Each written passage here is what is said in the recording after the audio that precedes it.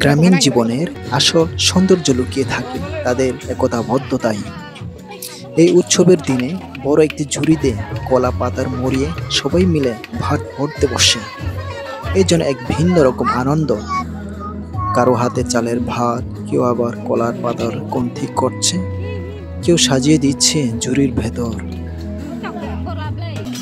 কলা পাতার সবুজ আর সাদা ভাতের মিশ্রণ যেন চোখে লাগে এক অপরূপ সৌন্দর্য। গ্রামের বসবাসকারী নারী পুরুষ, শিশু থেকে বৃদ্ধ সবার অংশগ্রহণের এই দৃশ্য হয়ে ওঠে উৎসবের অন্যতম প্রাণ।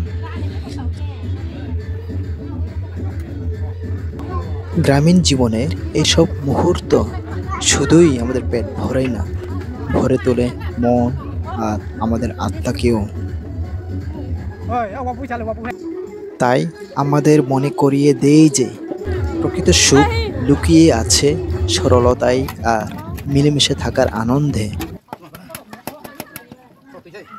ঠিক এখানেই লুকিয়ে আছে জীবনের গান, যেখানে হাসি কান্নার ভাগাভাগি হয় আর প্রতিটি ক্ষণ হয়ে ওঠে স্মরণীয়।